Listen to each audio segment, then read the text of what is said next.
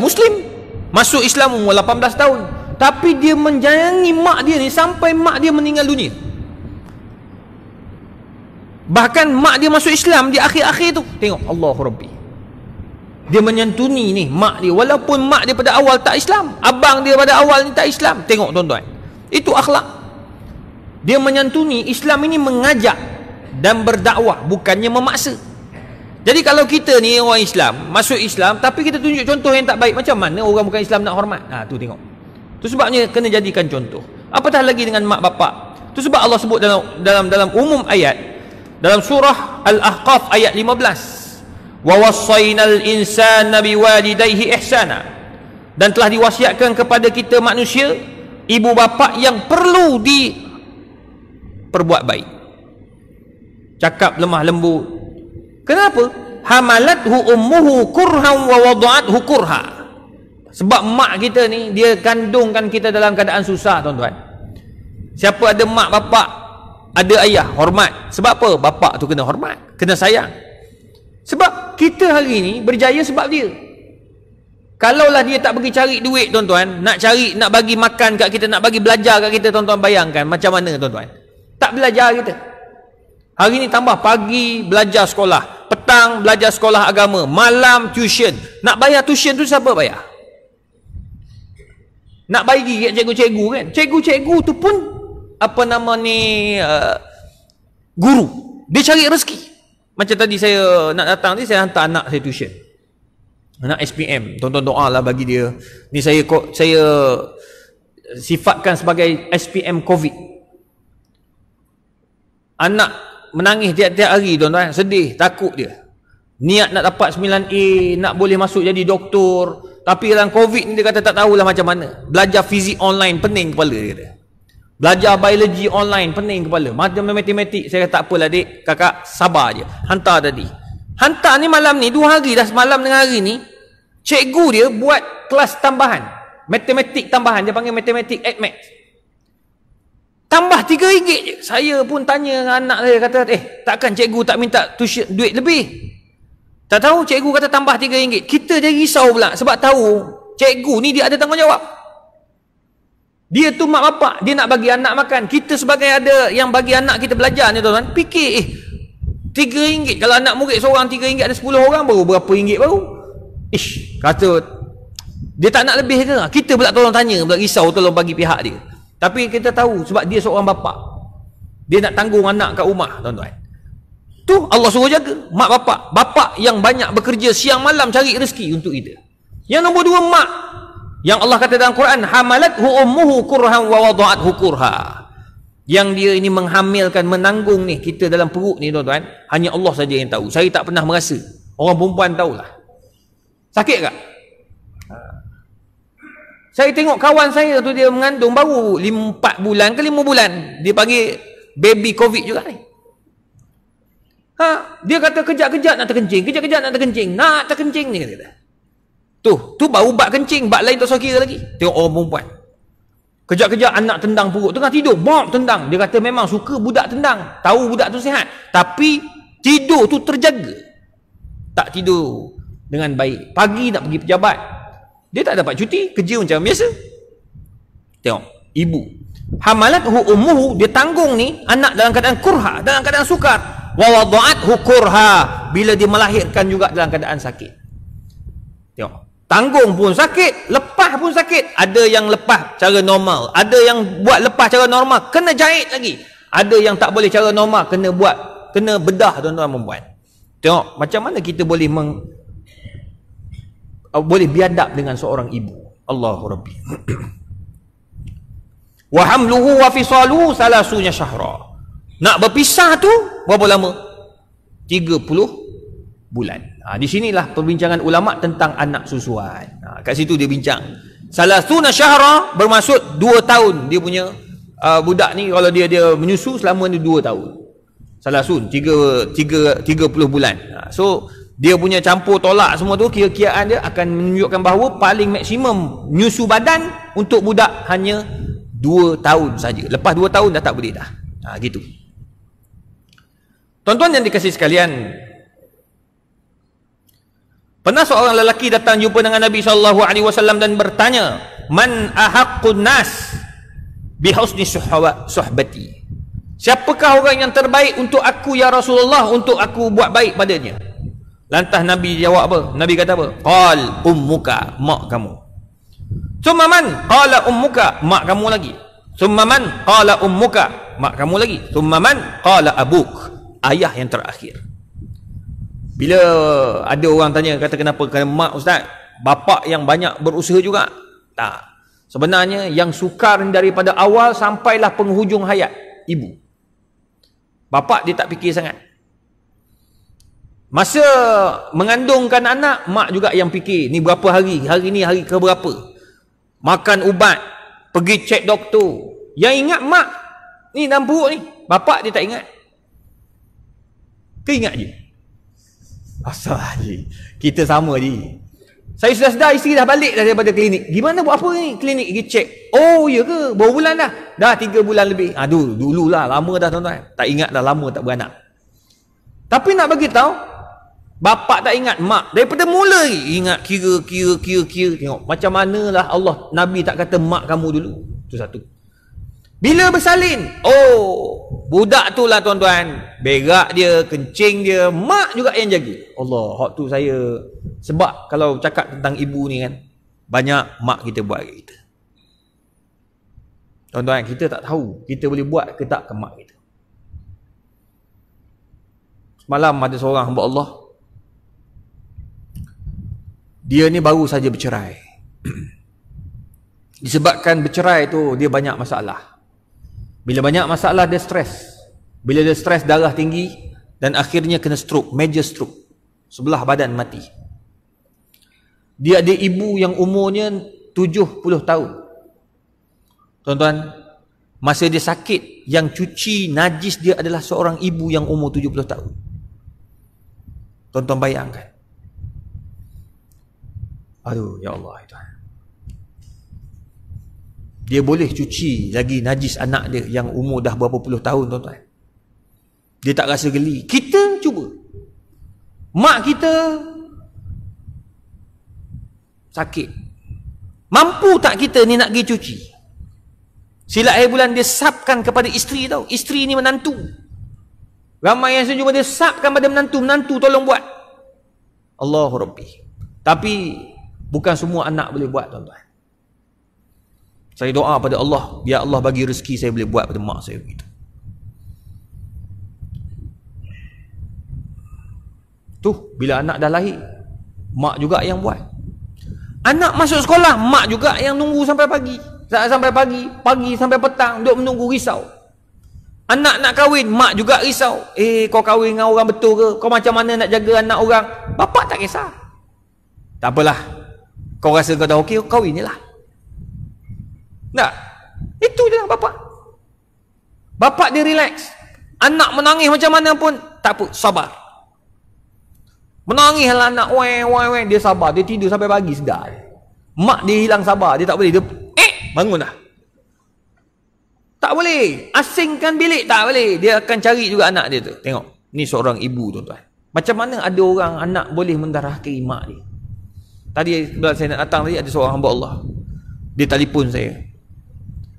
Dia kata mak dia ni dah umur 97 tahun, tuan-tuan. Sekarang ni dia diuji dengan penyakit. Setiap pagi dia akan bercakap sampai malam. Malam dia tidur sekejap je. Pukul 9 kan dia lepas makan dia tidur, dia bangun pukul 2 pagi. 2 pagi dia bercakap lagi. Dia tanya saya, "Ustaz, mak saya ni selalu bercakap." Dia cakap dengan siapa? Saya tak tahu, tapi dia kata dia nampak. Dia kata dia orang ni selalu kacau dia kata. Dia selalu cakap, "Engkau kafir, aku Islam, balik," dia kata. Dia bekas cikgu. "Balik, kau kafir, aku Islam, balik." Dia halau balik. Masa time nak makan, dia kata, tak boleh makan ni, ulat penuh atas meja dia. Dia nampak benda yang anak-anak tak nampak. Anak perempuan ni tak nampak. Saya kata, Kak, ibu itu disinggahi dengan penyakit al-haram yang pernah Nabi doa, Allahumma inni a'udzubika min maradil haram. Jauhkan aku daripada penyakit haram, penyakit tua. Inilah dia, penyakit tua yang Nabi minta jauh. Sebab dia akan melalut, bercakap benda yang dia tak tahu. Dan dia pun tak sedar. Jadi anak-anak kena sabarlah. Saya kata, tak apalah Kak. Apa yang Kak kena buat sekarang ni, makanan dia akak masaklah dengan air Yasin. Minuman dia, minumkan dia dengan air Yasin. Wajah dia selalu sapu dengan air Yasin. Kalau boleh, mandikan dia dengan air Yasin. Sebab apa? Biar dia tenang, biar dia relax, gitu. Biar Allah jaga dia, wajah dia daripada gangguan, mata dia daripada melihat benda-benda yang tak baik. Sebab sekarang ni dia sedang berhadapan dengan situasi-situasi yang dia di penghujung hayat. Kata sabarlah. Sebenarnya Ustaz, saya ni anak angkat. Saya diambil, umur saya tu masa tu berapa belas tahun dah. Dia ambil jaga saya daripada saya sekarang sampailah sekarang. Sekarang ni umur saya dah 56. Dia sekarang ni sampai masa saya jaga dia. Saya kata, oh anak angkat. Habis anak-anak dia bagaimana? Anak-anak dia ada 7 orang. Semua tak nak jaga dia. Anak-anak pakat serah pada ni anak angkat. Tuan-tuan bayangkan, tuan-tuan. Ibu ni sampai pencen. Kerja cari duit untuk anak-anak dia belajar. Anak semua belajar tinggi, masuk universiti. Tapi bila anak ibu ni tua, tak ada orang nak jaga. Anak angkat yang jaga. Tuan-tuan bayangkan macam mana? Allahu Rabbi. Padahal Nabi kata, ibu kamu, ibu kamu, ibu kamu. Akhir baru ayah. Sebab ayah ni dia last. Ayah ni dia banyak memikirkan tentang kewangan ekonomi keluarga. Itu. Dia nak fikir macam mana ni anak nak masuk universiti ni. Macam mana? Dia akan fikir ke situ je. Berapa kos itu. Lebih-lebih dia banyak suruh mak. Apa-apa sikit. Sembang dengan mak kau lah. Maknya, macam mana ni maknya? Anak ni nak... Mak dia akan tahu banyak. Oh, anak kita ni nak ambil engineering. Padahal dia tak pernah sekolah pun. Tahu dia buat engineering. Tengok tuan-tuan. Ibu ni, dia akan memperhalusi apa yang anak-anak. Allahu Rabbi. Itu sebabnya, saya pelik apabila ada seorang anak yang sanggup buat pelik-pelik pada mak dia. Na'udzubillah. Itu sebab Nabi SAW sebut dan meletakkan uququl walidain min akbaril kabair. Orang yang mendurhakai kedua ibu bapa, dia termasuk daripada dosa-dosa besar. Na'udzubillah. Dan Nabi sebut, ala unabbi'ukum bi akbaril kabair. Nak tak aku tunjuk pada kamu wahai sahabat dosa-dosa besar? Salatan, ada 3. Qalu bala ya Rasulullah. Pasti ya Rasulullah, kami nak tahu apakah ia. Pertama, al-isyraku billah, kamu mensyirikkan Allah. Yang kedua, uququl walidain, mendurhakai kedua ibu bapa. Makna syirik dengan dua ibu bapa, buat jahat pada mak bapak ni sama daripada dia. Wa kana muttaqian fajalas. Nabi masa tu sedang duduk dalam keadaan muttaqian, dalam keadaan di antara berdiri dan duduk, dan akhirnya dia duduk bersila. Faqal ala wa qawlu zur wa syahadatu zur. Dan yang ketiga yang paling menakutkan ialah bercakap benda-benda yang fitnah. Ini akhir zaman.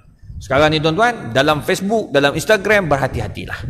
Banyak sangat cerita fitnah. So, benda yang baik ambil, yang tak baik, yang tak pasti jangan disebar ataupun dibawa-bawa berbincang. Ya, tuan-tuan. Dalam hadis yang lain Nabi kata, 3 golongan yang tidak akan masuk syurga. Salasatun la yadkhulunal jannah. 3 golongan yang tak akan masuk syurga. Pertama, al-aq liwalidayh, yang mendurhakai kedua ibu bapa. Yang kedua, ad-dayuth, lelaki dayus. Siapa lelaki dayus? Bukannya orang yang pergi belikan bini dia makanan dekat pasar, lepas tu tolong bawa bini balik rumah, naik kereta, bini suruh balik, dia balik. Tak, itu bukan dayus. Dayus ni tidak bagi makan ataupun bagi nafkah kepada anak dan isterinya.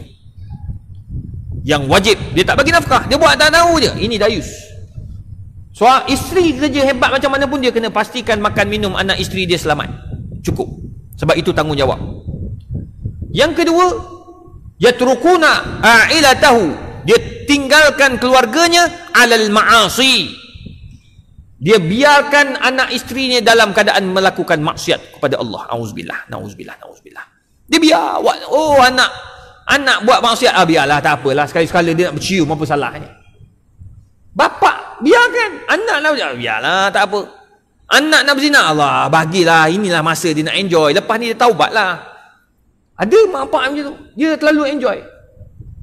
Bapak isap okok, anak isap cerut. Lepas tu kan anak bapak hari Sabtu bapak lepak dekat kelab malam, esok anak pula lepak kelab malam, dia sembuk, tak ada masalah. Dia kata kita ni biar jadi keluarga yang happening.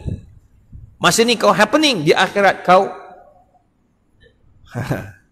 apa jadi happening ke tidak, wallahu alam. Saya cakap ni tuan-tuan sebab saya jumpa dah, alhamdulillah Tuhan bagi rezeki saya ni berkawan dengan macam-macam orang. Dengan jutawan, dengan orang kaya, dengan orang miskin, dengan orang yang tak ada apa kemudian jadi jutawan, semua saya dah kawan dah. Dan masih berkawan lagi pun. Daripada tak ada apa-apa sampai jadi menteri.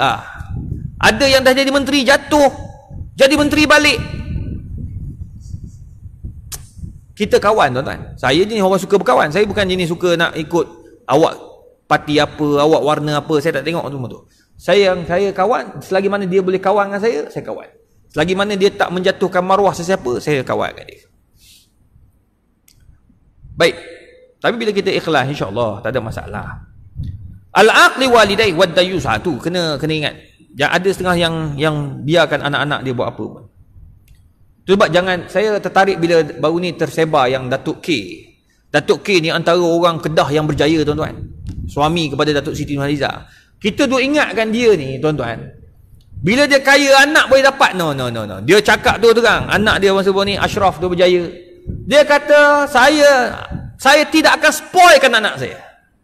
Saya daripada zero kepada 25 million. Dia bisnes dia tu. Mula-mula bisnes tu from zero to 25 million. Oh, patutlah dia berjaya tuan-tuan. Tapi tuan-tuan tengok. Dia kata dia tak akan spoil. Anak minta duit, bukan senang mudah dia bagi. Nak dapat duit kau kena kerja. Kau nak dapat duit kau kena berusaha. Nak dapat duit kau kena belajar. Anak dia pergi belajar. Bapak ni jutawan terkenal, orang yang hebat dalam bisnes. Anak pergi belajar dengan Dr. Azizan, sahabat saya. Belajar macam mana nak buka bisnes, macam mana nak develop. Alhamdulillah hari ni bisnes meletup. Jual apa? Jual apa tu makanan orang perempuan? Apa? Orang perempuan punya ni. Bukan madu. Orang lelaki madu. Orang perempuan apa? Jamu Indonesia. Jutawan bang. Jual jamu jutawan. Sekarang ni yang penting jual. Bukan ambil hak orang. Tu kata apa? Luqman Al-Hakim. Apabila kamu kaya, teruskan dengan kekayaan selagi mana kamu tak kaya dengan harta orang lain. Ma laisa indak, kamu tak kaya dengan apa yang bukan milik kamu. Itu hebat. Tu nasihat Luqman Al-Hakim. Tengok hari ni jutawan tuan-tuan. Hanya jual jamu. Tak apa. Tuan-tuan. Yahudi kaya sebab apa? Jual kosmetik. Yahudi kaya, kalau tuan-tuan pergi kan tanah tanah liat yang daripada laut mati tu kan, dia gunakan untuk buat apa? Untuk buat kosmetik. Jutawan tuan-tuan. Siapa yang buka tu jutawan? Sebab orang Arab terpaksa jual barang produk tersebut. Tak jaya pergi. Saya pergi banyak kali dah. Terpaksa beli. Made in Israel. No, tak ada orang Islamnya. Tengok. So jangan kita pelekeh benda-benda macam ni. Ada benda yang kita boleh buat. Yahudi kaya benda-benda gini. Tak ada benda, sekecil-kecil benda dia akan jual. Jadi takkan kita orang Islam tak boleh nak jual. Jual lah. Ya tuan-tuan. Tu dia. Dayus. Yang ketiga, warrajulatu minan nisa, lelaki yang perempuan yang menjadi lelaki. Perempuan yang nak jadi lelaki. Ini dipanggil tomboy. Na'uzubillah. Macam-macam saya jumpa ada seorang tomboy, dia taubat. Dia taubat lah. Tomboy ni tuan-tuan, dia kata masa dia tomboy, dia kasih dengan perempuan. Ni lesbian punya geng. Dia kata dia taubat lah. Alhamdulillah dia taubat. Allah bagi hidayah. Dia kata masa nak jadi nampak macam lelaki ni, dia pakai ni. Dia pakai tight. Buah dada tu dia tekan. Jangan bagi nampak buah. Dia kata malu nampak buah dada. Setiap hari pakai ketat-ketat, nak bagi buah dada tu masuk penyek ke dalam. Yang perempuan sejati nak bagi besar pula. Dia pergi buat kosmetik, buat pembedahan kosmetik macam-macam kan. Ni nak jadi lelaki. Tapi akhirnya dia bertaubat. Alah, tengok, hidayah tu milik Allah Ta'ala. Jadi ni semua takkan masuk syurga Allah Ta'ala kalau dia tak bertaubat.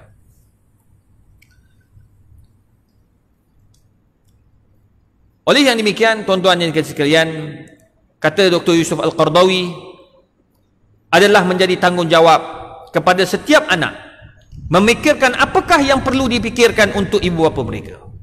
Pertama, fikirkan apakah yang perlu oleh kedua ibu bapa dari nafkah wajibah. Nafkah, keperluan dia. Itu sebabnya kita, tuan-tuan, anak lelaki tak boleh nak bagi zakat pada mak dia. Keluar duit bagi mak dia, ni zakat, tak boleh. Sebab apa? Itu adalah nafkah wajibah. Yang kedua, apa yang diperlukan? Minal kiswa, pakaian. Mak kita pakai apa? Kalau mak kita pakaian tak cukup, awak bertanggungjawab dan berdosa. Mak ayah kita pakai apa? Kita bukan main pakai baju, Masya Allah, mahal-mahal semua. Tapi ayah kita baju pun tak ada. Kau jawab depan Allah Ta'ala. Kecuali anak tu dah bagi dalam bentuk duit. Bah, ni duit bulanan, abah belilah apa bah nak beli. Ada setengah orang pula, anak ni dia bagi duit, tapi dia suruh abah dia masukkan dalam akaun tu nama dia. Apa kejadah gitu? Kan pelik tu. Dia kata tak boleh. Kalau kata abah mati mengejutkan, duit tu akan jadi faraid. Kalau masuk akaun saya punya. Tak boleh lah bang. Bila dah bagi hadiyatun, bila dah bagi itu satu hadiah, maka itu hak dia. Hak mutlak seorang ayah dan ibu. Dia nak buat apa dia bagi. Katakan dia ambil duit daripada saya, dia bagi pada adik saya. Boleh tak? Boleh. Itu hak dia sebab saya dah bagi kat dia. Tanggungjawab saya selesai. Tu dia. Dua. Pakaian dia kena pakai. Keperluan hidup. Sebagai contoh, anak banyak kereta. Kereta anak macam-macam jenama, tuan-tuan. Ayah, motor Honda Cup. Dulu kini yang selamanya. Ayah bukan tak nak kereta. Ada. Nak kereta tapi tak mampu nak beli. Anak apa salah belikan kereta? Kecuali mak tu, ayah tu dah memang ada kereta, tak apalah. Ni masalah tak ada kereta. Macam ada seorang budak baik, tuan-tuan. Budak baik. Budak Terengganu.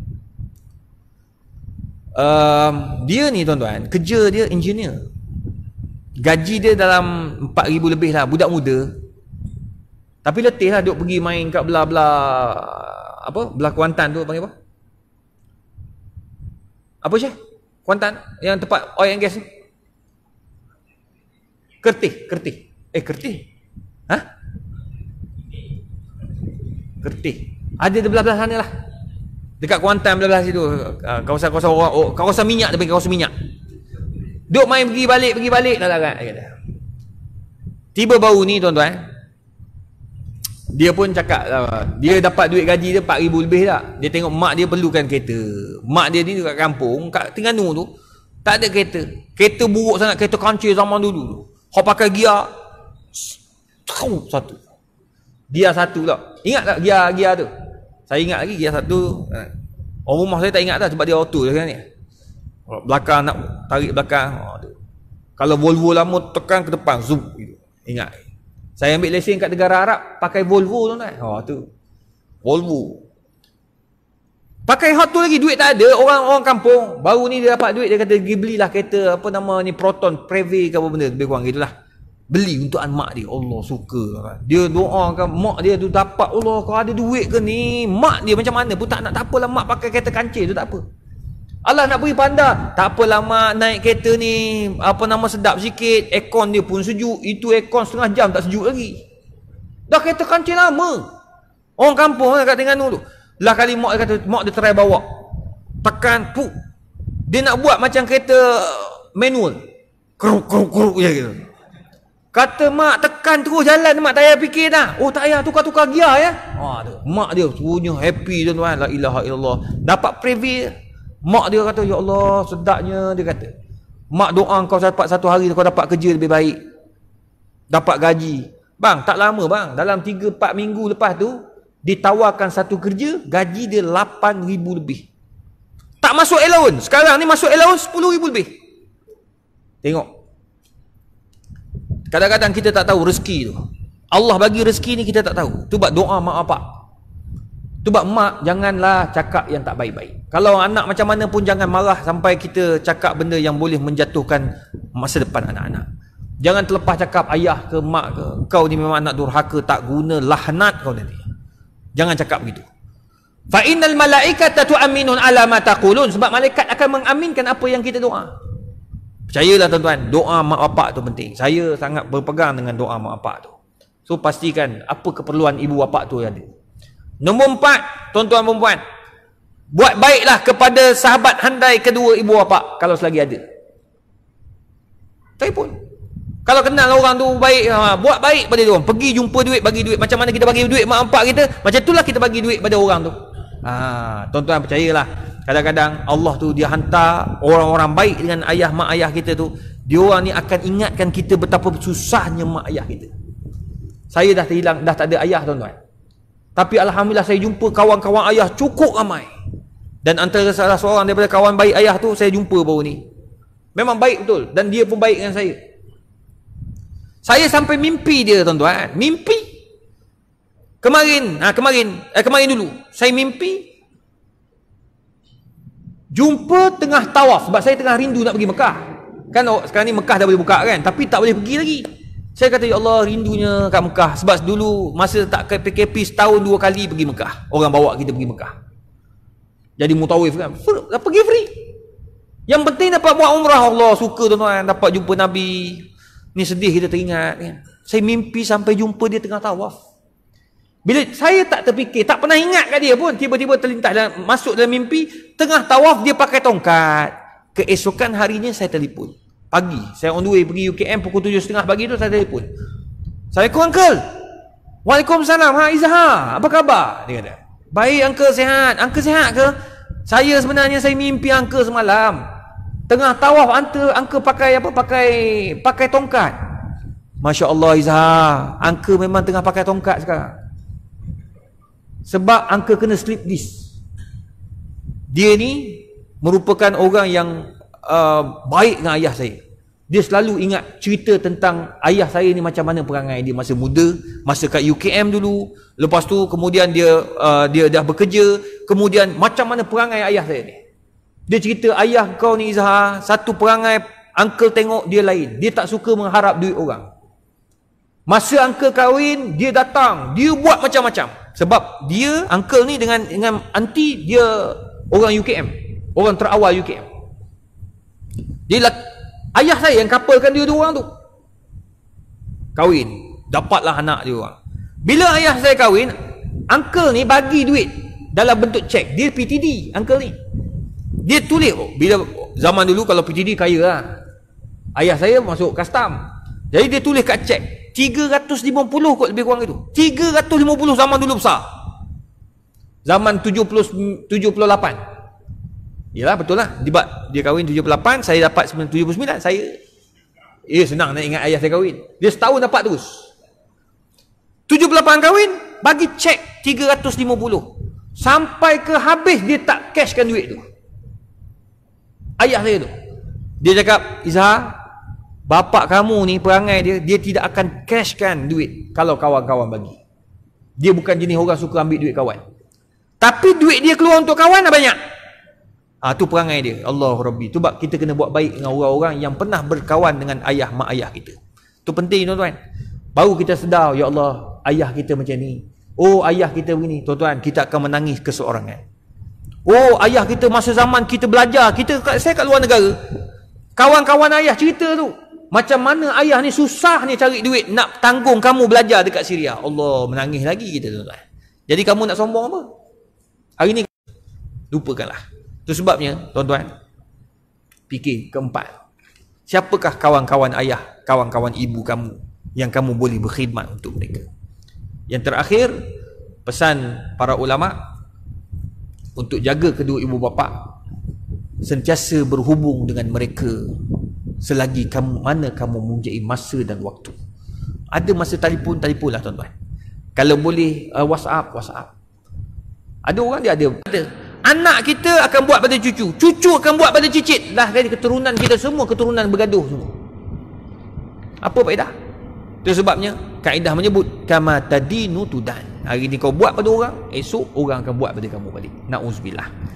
Jadi tuan-tuan yang dikasihi sekalian, semoga 5 perkara yang dibincangkan ulama tentang huququl walidain, iaitu buat dosa kepada mak bapak itu kena berhati-hati. Kadang-kadang kita terlepas pandang. Na'udzubillah. Seterusnya hukum at-tasabbuq fi sabbil walidain minal kaba'ir. Tasabbuq, penyebab kepada orang maki mak bapak kita juga adalah haram. Apa dia? Wa aktsaru min dzalika anna Rasulullah sallallahu alaihi wasallam lam yaj'al tasabbul walad fi la'ni abawai minal muharramat faqat bal min kaba'iriz dzunub. Orang yang penyebab kepada orang maki hamu mak bapak kita, kita juga termasuk daripada dosa besar. Kita bukan main baik dengan mak ayah, jaga mak ayah, sayang mak ayah, tapi mulut tak jaga. Kita maki mak ayah orang. Apa ni, celaka mak bapak engkau ni. Celakalah mak bapak engkau yang lahirkan kau ni. Dia maki mak bapak orang tu. Kawan tu pula kata, kalau mak bapak aku celaka, mak bapak engkau 2 kali lagi celaka. Dia pakat mencelakakan antara satu sama lain. Maka dua-dua dapat dosa besar. Sebab penyebab kepada orang melaknat kedua ibu bapa. Satu, itu laknat, main laknat melaknat. Orang Arab biasa, la'ana abuk dia panggil. Orang Arab kan, la'ana abuk dia kata panggil. Laknat bapa engkau dia kata. Orang Arab dia suka macam tu. Kita tak ada macam tu. Kita macam mana? Ada ke laknat bapa? Tak ada. Kita orang Melayu ni okey lah sikit, kan? Ada, tapi apa dia? Anak haram. Woi barwa, anak haram. Panggil anak haram. Anak haram, kita dah tuduh mak bapak tu menyebabkan budak tu lahir sebagai anak haram, anak tak sah taraf. Kita tuduh 2 orang mak bapak dia tu sebagai anak zina, sebagai penzina. Na'udzubillah. Itu tak boleh, haram. Dia pun cakap, kau pun sama anak haram juga. Dah, dua-dua maki hamu mak bapak. Dah berdosa dah satu. Nombor 2, menyebabkan orang ingat orang nampak kita, dia flashback kepada perangai mak bapak. Na'udzubillah. Kita mencuri duit masjid. Ini bapak tak ajar. Tengok orang kutuk bapak kita sebab kita. Na'udzubillah. Itu sebabnya kalau boleh tuan-tuan, nakal macam mana pun budak tu, jangan dimakinya orang tu lebih-lebih sangat. Tegur-tegur dia. Bawa pergi pejabat polis macam tu lah. Jangan lebih-lebih sangat. Allah Rabbi. Tu Nabi tak bagi tu. Sebab Nabi kata, inna min akbaril kabairi an yal'ana ar-rajulu walidayh. Antara laknat yang antara dosa-dosa besar kata Nabi, seseorang itu melaknat lelaki dan kedua ibu bapa lelaki tersebut. Na'udzubillah. Jadi jangan pelik apabila kamu melaknat ataupun menghina orang lain. Setiap bulan orang lain akan hina kamu dan hina kedua ibu bapa kamu. Wa'iyazubillah. Jadi insya-Allah pada pertemuan akan datang kita akan bincang hukum at-tatawwu' lil jihad bi ghairi iznil walidain la yajuz. Ni hukum dia lagi berat sikit tuan-tuan. Apabila seseorang itu dia nak pergi jihad, nak berjihad fi sabilillah, tak dapat izin mak bapak pun tak boleh. Bagaimana kita punya yang lain tuan-tuan? Mak tak izinkan kahwin, nak kahwin juga. Selalunya keberkatan tu Allah tarik. Saya alhamdulillah jumpa orang dia bercerai-cerai ni tuan-tuan. Kadang-kadang saya pelik juga. Baru kahwin 8 bulan dah nak bercerai. Kamu ni tak kenal ke antara each other? Oh, kami kenal 5 tahun, 3 tahun, 4 tahun bercinta. Habis tu, tapi kami kahwin dekat Thailand. Dia kahwin tu tak ada redha mak bapak dah. Kat situ pun Allah dah tarik keberkatan. Itu sebabnya tuan-tuan perempuan, bab ini agak berat dan kita kena ambil perhatian. Kadang-kadang kita terlupa bahawa apa yang diajar Muhammad SAW kita buat tanpa sedar. Jadi insya-Allah kita sama-sama mengambil iktibar daripada perbincangan ulama itu tadi, insya-Allah. Baik tuan-tuan, saya nak buka soalan. Kalau ada soalan yang hadir, ni ada orang soalan.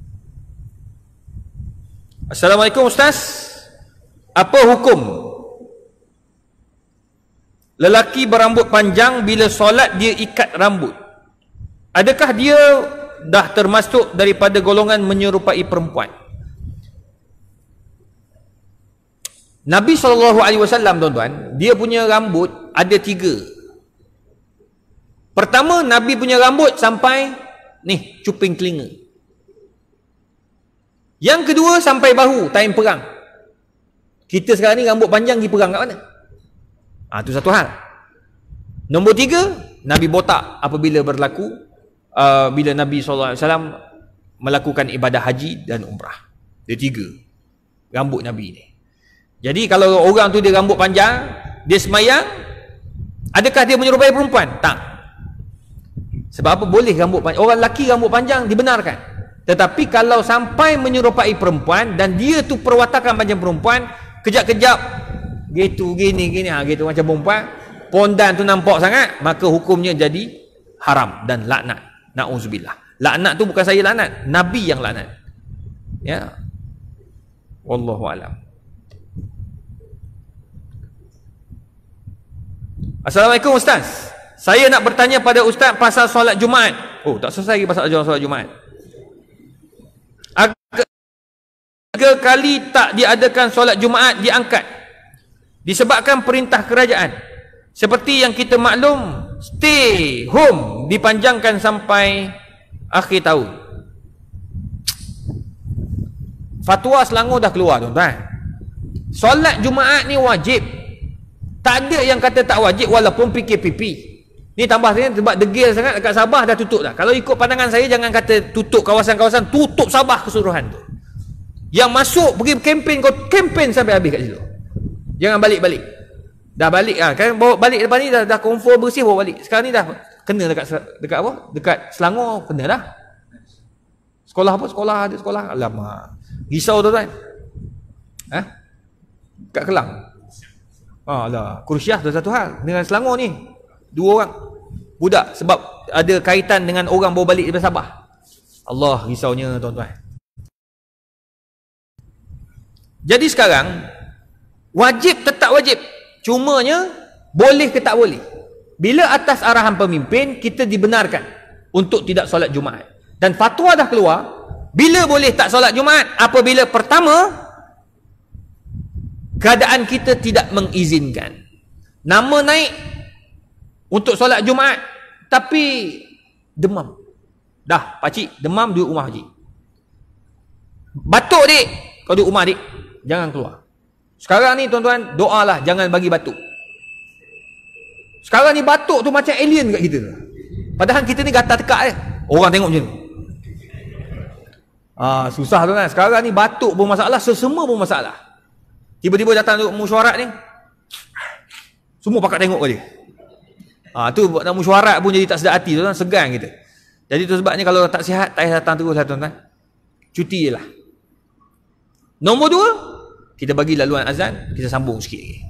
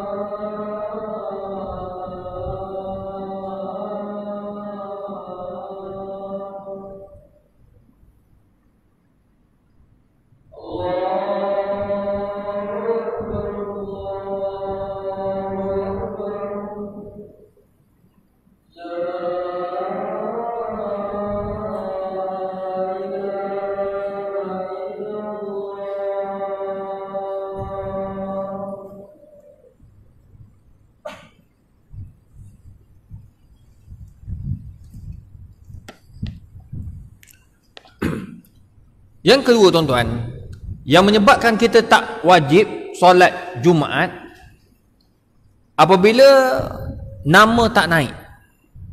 Kita dah isi dalam kawasan kita, nama tak naik, maka tak wajib lagi solat Jumaat. Dan sekarang ni alhamdulillah kita boleh isi dan kita boleh datang maksimumkan surau dan masjid. So apa lagi masalah dia? Jadi kalau orang yang tak semayang lebih daripada 3 kali Jumaat, maka baliklah kepada hadis Nabi SAW, maka Allah tak terima dia punya semayang. Allah tak terima amal ibadat dia. Sebab apa? Sebagai hukuman atas apa yang dia lakukan. Itu sebab jangan main-main dalam bab solat Jumaat. Sebab solat Jumaat tu wajib, tuan-tuan. Itu sebab fatwa Selangor keluar terus masa awal-awal PKPP. Sebab ada yang tak pergi terus. Jumpa kat alam anda, bang tak semayang, malah isi borang tak? Tak payah. Tak boleh. Wajib isi borang. Nama tak naik, baru pergi alam anda. Ni nama naik, tak pergi. Nama tak isi langsung, maka berdosa hukumnya. Baik. Assalamualaikum Ustaz. Saya nak minta nasihat Ustaz, bagaimana cara nak menegur ayah saya sendiri. Ayah saya suka pinjam alung. Allah. Yang tak tahan lagi dah lah pinjam alung. Beli nombor ekor Ustaz. Dah lama Ustaz. Mak dan adik-beradik yang lain tak berani nak tegur. Takut ayah merajuk. Amboi. Dan lepaskan pada ibu saya. Oh, pukul lah ni. Tak nak bercakap dengan ibu saya. Saya minta nasihat dari Ustaz macam mana saya nak buat. Terima kasih. Tuan-tuan, la ta'ata fi ma'siyatil khaliq. Tidak boleh kita taat pada mak bapak ataupun ayah yang seperti ini. Tanggungjawab kita kena tegur. Dan sekiranya bapa ini berterusan melakukan perkara yang haram itu, iaitu pinjam ahlung, kemudian dia dia berjudi, kalah judi, mabuk lagi apa sebagainya, maka dibenarkan ibu dan anak-anak untuk membuat laporan dan seumpamanya. Boleh, tak salah. Adakah salah dia nak tegur? Dia nak buat laporan polis ke, nak buat laporan kepada orang-orang tertentu untuk ambil tindakan? Boleh, tak ada salah. Sebab kalau tegur dia akan, jangan risau dia tak mau tegur mak kita, tak apa. Mak kita tak termasuk nusyus kalau katakan dia tegur ataupun dia tak mau cakap dengan kita dan sebagainya. Sebab apa? Ayah kita ni buat dosa yang dilarang oleh Allah Subhanahu Wa Taala. Yalah, ada juga mak bapak macam ni. Jadi kita kena faham ya, tuan-tuan. Assalamualaikum Ustaz. Apakah boleh jika perempuan yang sedang sujud di dalam solat dan dahinya diletakkan di atas telekung yang sedang digunakannya? Dalam mazhab Syafi'i tidak boleh. Kalau katakan apa yang kita pakai, kita letak, kita bagi dahi kita itu kena tepat baju yang kita pakai ataupun telekung yang kita pakai, kecuali ia tidak disengajakan. Kipas ni kuat sangat, puk, terangkat. Bila terangkat menyebabkan dia banyak bergerak, maka tidak ada masalah. Tak perlulah dia bergerak banyak, dia sujud saja atas tu. Yang tak boleh ni dia sengaja angkat. Macam lelaki, dia saja pakai apa? Pakai kopiah macam ni, sujud atas kopiah. Tu tak boleh juga. Pakai songkok sampai tutup dahi, pakai serban sampai tutup dahi, tak boleh. Sebab apa? Dia sengaja tutup dahi agar orang kata apa? Agar Allah SWT tak tahu apa sebab. Tak nak bagi kena dahi kan. Tak boleh, tak boleh. Dia walaupun dia kata ustaz untuk COVID. Apa kaitan dahi dengan COVID? Ni ada satu soalan. Assalamualaikum ustaz. Saya ingin bertanya, baru-baru ini agak kecoh dalam laman WhatsApp taman saya. Apabila ada seorang ustaz mengatakan bahawa apabila kita pakai mask ketika solat, solat itu tidak sah kerana mask itu telah menutup hidung dan mulut. Saya confused. Dulu masa belajar di sekolah menengah, tak dengar ustaz cakap begitu. Di masjid saya tak pasti. Mohon penjelasan ustaz. Tuan-tuan, ni pun satu hal juga. Macam mana pakai mask tak sah solat? Dia syarat untuk bagi kena solat kita itu sah, dahi mesti kena bumi. 2 tapak tangan berapa dah? 3. 2 kepala lutut berapa dah? 5. 2 tapak jari kaki tu kita kepak. Kalau boleh kepak, tak boleh kepak, sentuh pun tak apa dah. Tak boleh sentuh, kepak pun tak ada masalah. Yang penting kaki tu 7 anggota saja. Ni bila pula datang hidung ni? Hidung tak termasuk. Kalau orang Melayu hidung pendek tak kena bawah. Kalau hidung Arab, hidung Pakistan, insya-Allah kena. Jadi tak boleh lah, jangan tambah benda yang tak diwajibkan dalam Islam. Ni kadang-kadang kita ni, iyalah fahamlah ustaz tu mungkin dia nak bagi tahu buka je lah kan. Sekarang ni macam-macam fatwa dah keluar tuan-tuan. Tuan-tuan jangan dengar kecuali fatwa daripada mufti-mufti. Sekarang ni orang pertikai ni semayang jarak-jarak ni. Kenapa saya tak faham yang kita bising ni apa pasal? Tak ada zaman Nabi bang, belajar sampai habis. Ini dipanggil solatul khauf. Masa perang ada solatul khauf, solat takut. Imam akan mengimamkan 3 saf. Saf pertama rukuk, yang belakang berdiri, yang depan bangun, yang nombor 2 rukuk, lepas tu nombor 3 berdiri. Begitulah seterusnya. Dia ada 2-3 kaedah. Menghadap musuh berterabur. Kalau musuh berterabur, yang duduk saf pertama tadi semua pakat berterabur. Pergi tengok, pegang senjata, tengok. Habis saf yang ketiga rukuk, baru masuk balik sambung semayang. Tu dia. Kalau aku ajar, confirm dia orang ni kata aku sesat terus. Ini dinamakan solatul khauf ketika perang. Jadi yang jadi kalut sangat sampai sekarang ni kita sedang berperang. Kan kerajaan dah bagi tahu kita sedang berperang dengan musuh yang tak nampak, namanya COVID. Yang kamu duk sibuk kata ni bila zaman Nabi tak ada, sampai bila nak macam ni? Sampai korang selamat daripada COVID tu je lah. Semua takut Tak, sekarang ni orang duk sibuk semayang jarak ni tak ikut sunnah, dia tak datang pun masjid. Tak, betul tak? Aduh, kita okey je. Orang surau Al-Kausar tak ada masalah macam ni kan. Saya tengok sebelum COVID dan lepas COVID, inilah muka ni. Mana muka baru? Tak jumpa weh. Jadi mana geng-geng yang cakap ni jauh tak ikut sunnah? Ni semua bukan AJK masjid dan bukan geng masjid semua ni. Ini semua geng sembang kari dia panggil. Dah lah, cukup lah tuan-tuan. Ada yang hadir nak ni? Ni soalan online banyak. Online ni kalau ikutkan online pakai esok dah habis. Baik, saya nak buka soalan untuk tuan-tuan yang depan. Ya.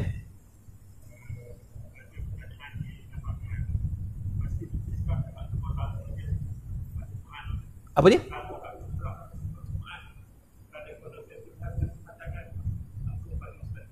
Tak dengar apa? Oh, tabung.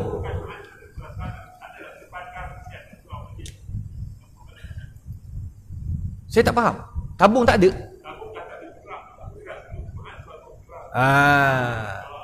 Dia sebenarnya tuan-tuan, tabung bergerak ke tabung tak bergerak, kalau niat nak bagi, penuh je. Fatwa dah keluar. Selangor tak membenarkan tabung digerak-gerakkan sebab tangan tu. Jadi dia letakkan satu tempat. Yang kita ni dah ada niat, saya kalau dah bawa daripada pejabat, RM5 ke RM10 ke, cari tabung masa nak masuk, cari tabung masa nak keluar. Yang kita ni peliknya, tak lalu depan kita, Alhamdulillah. Lalu, Masya Allah, kenalah bagi kan. Tak bagi jiran sebelah tengok. Nak jadi AJK masjid macam mana? Ulu pun tidak. Bang, ni masalah kita tuan-tuan. Dia ada sebab kenapa kerajaan JAIZ tak bagi bergerakkan tabung ketika khutbah Jumaat. Sebab tidak mahu, pertama tak nak bagi COVID ataupun tangan yang mungkin ada kesan COVID dan sebagainya. Tak nak bagi. Jadi letak kat luar. Jadi oleh yang demikian, saya nasihatkan kepada semualah tuan-tuan, kalau kita tak boleh nak bagi macam tu, surau masjid tak ada duit. Tuan-tuan, sekarang ni dah cara mudah lah.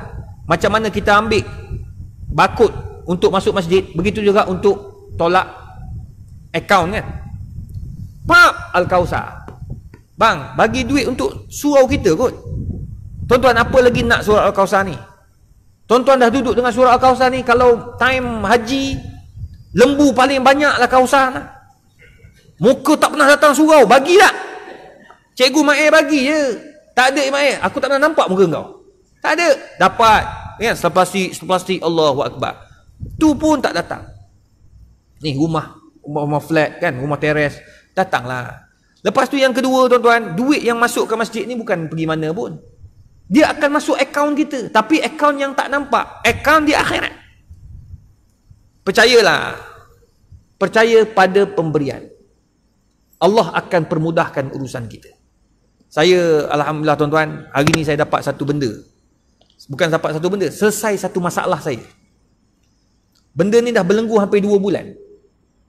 Tapi saya nak buat apa gitu tuan? Saya tak nak mengharapkan manusia. Manusia tak boleh. Walaupun ada kawan-kawan macam, tak boleh harapkan manusia, minta dengan Tuhan. Nabi kata, dawu mardakum bisadaqat. Bila ada masalah, selesaikan dengan sedekah. Tuan-tuan, saya limitkan setiap hari saya fokus, saya akan letak lebih kurang RM50 untuk belanja kawan makan. Sama ada tengah hari ataupun malam. Memang saya akan bagi setiap hari. Hari ni alhamdulillah orang tu telefon, selesai semua masalah. Percayalah dengan pemberian. Yakin dengan pemberian. Saya bukan buat sebab nak tu, sebab saya tak tahu nak buat apa dah. Mati kutu dah saya ni. Allah saja yang tahu. Saya kata, ya Allah, aku serah, aku bagi orang doa, aku bagi ni orang ni doa, orang ni doa, orang ni doa. Saya bajet RM50. Tapi kalau keluar dengan geng Surau Putrajaya tu, budak-budak tu, tak ada dah RM50. 100 wajib. Tapi tuan-tuan, percayalah budak-budak ni akan doa kita. Ya Allah, kau murahkanlah rezeki ustaz ni. Kadang-kadang tokeh tu pula tolong doa, ustaz saya doakan ustaz murah rezeki ustaz, berebut-rebut nak membayar. Jadi tuan-tuan, percayalah. Kalau kita bagi orang makan, macam mana kita bagi masjid? Surau tempat kita ni nanti mati, inilah masjid yang akan mandi, yang akan tolong mandikan kita, tolongkan urus dan sebagainya. Percayalah tuan-tuan. Jadi kalau tabung bergerak ke tak bergerak ke, masukkanlah. Keluarkan, cari tabung. Kalau tak reti cari tabung, nanti saya suruh letak besar lagi besar. Dia orang tak jumpa kot cikgu Ma'ir. Tulis di sini tabung. Saya pergi baru ni kat Shah Alam tuan-tuan, dia letak tabung wakaf. Sebiji macam Hijir Ismail. Kan kita Hijir Ismail, Maqam Ibrahim. Kan kalau kita nak semayang kan, ada Maqam Ibrahim kan. Dia letak dekat lepas masjid, berapa besar. Kalau orang tak nampak, memang buta orang tu tuan-tuan. Khatib bagi tahu di situ ada macam Maqam Ibrahim, bukan Maqam Ibrahim tapi macam Maqam Ibrahim. Dia ada lubang-lubang untuk masuk duit. Jadi kita kena kreatif jugalah tuan-tuan. Saya tengok penuh duit dalam tu. Jadi oleh sebab itu memang saya akur, dan itu JAIZ punya arahan, dan mufti pun memang menggalakkan untuk kita buat benda-benda yang boleh selamatkan. Wallahu a'lam. Apa? Orang bergerak khilaf. Itu sebab kita tak gunakan orang, sebab orang tu takut nanti termasuk daripada larangan Nabi Muhammad SAW.